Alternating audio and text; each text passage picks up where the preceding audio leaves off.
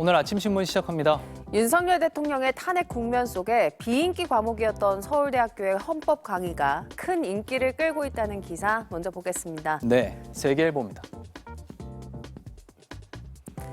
서울대의 올해 1학기 수강 신청 결과 헌법 관련 학부 강의 4과목의 수강 신청률이 평균 92.8%로 집계됐습니다. 헌법, 시민교육과 헌법, 민주시민과 헌법, 한국정치사 입문 등 4과목인데요. 지난해 1학기 평균 수강 신청률 67.8%보다 크게 관심이 늘어났습니다. 3과목은 자리가 꽉 찼고요.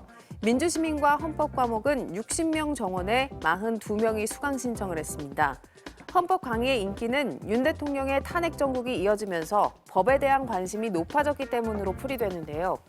헌법재판소가 다음 달 윤 대통령에 대한 탄핵 심판 결론을 낼 전망인 만큼 헌법 강의들도 윤 대통령의 탄핵건을 다룰 가능성이 있다는 분석이 나오고요.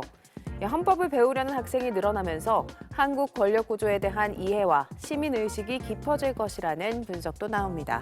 다음은 서울경제입니다. 대표적 안전자산인 금 가격이 치솟으면서 최근 귀금속 시장에서 금테크 광풍이 불고 있다고 합니다. 한국거래소에 따르면 국내 금값은 이달 들어서만 27.9% 올랐는데요. 골드바 품귀 현상에 이어 가격 부담이 적은 콩알금을 찾는 소비자들이 급격히 늘고 있다고 합니다. 젊은 소비자들 사이에선 순금 함량이 41.6%로 낮은 10K 금 장신구도 인기인데요. 모양은 비슷하지만 14K보다 가격은 20%가량 저렴해 선택을 받고 있습니다. 일각에선 전통시장 소비 촉진을 위한 온누리 상품권을 금은방 등에서도 사용하게 한 것이 금 수요를 부추긴 요인이라고 지적하고요. 미국발 관세 전쟁이 금 투기 수요에 큰 영향을 줬다는 분석도 나옵니다. 이어서 매일경제입니다. 최근 부산 반얀트리 리조트 공사 현장과 무학여고 등에서 화재 사고가 발생했죠. 소방청에 따르면 올 들어 2월 15일까지 화재 사고 건수는 5,391건으로 지난해 같은 기간보다 14%가량 늘었습니다. 화재 원인을 살펴보면 부주의에 따른 화재가 절반가량을 차지했는데 일상 속 사소한 실수가 대형 화재로 이어진 겁니다.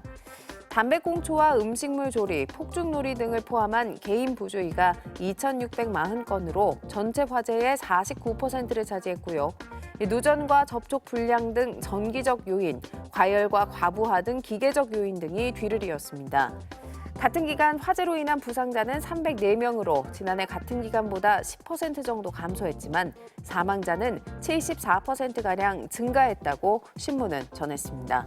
다음은 국민일보입니다. 최근 중국으로 여행하는 사람들이 늘고 있다는 소식입니다. 지난달 중국을 찾은 여행객 수는 121만 4천여 명으로 전년도 같은 기간보다 40% 가까이 늘었습니다. 지난해 11월 중국이 한국 등 9개의 나라를 대상으로 올해 말까지 무비자 입국을 허용한 이후 3개월 연속 상승세를 기록한 건데요. 비자 발급 절차와 비용 부담이 줄면서 여행 준비가 편해지고 항공권 역시 저렴하기 때문입니다. 또 볼거리와 먹거리가 풍부한 만큼 동남아시아 여행 대신 중국을 선택하는 사람들도 있다고 합니다. 중국 여행은 5, 60대 사이에 인기가 높았는데 무비자 정책으로 앞으로는 젊은 층의 수요가 늘 것으로 보여 항공사들도 중국 노선을 확대할 예정이라고 합니다. 끝으로 지역신문 기사 보겠습니다. 충청투데이인데요. 매년 충남 홍성군에서 개최됐던 남당항 세조개 축제의 명칭이 약 20여 년 만에 변경됐습니다. 남당항 세조개와 함께하는 수산물 축제로 바뀐 건데 이상기후가 원인으로 지목됐고요. 여름철 고수온 현상이 계속되면서 세조개가 집단 폐사했기 때문인데 생산량은 예년의 절반 이하로 줄었고 가격은 지난해보다 2배가량 올랐습니다. 사정이 이렇다 보니 다른 수산물을 함께 공급하는 방식으로 축제를 바꾼 건데요.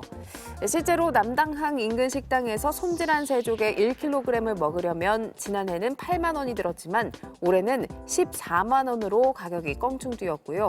인근 상인들은 방문객 감소를 우려하고 있다고 신문은 전했습니다. 지금까지 오늘 아침 신문이었습니다.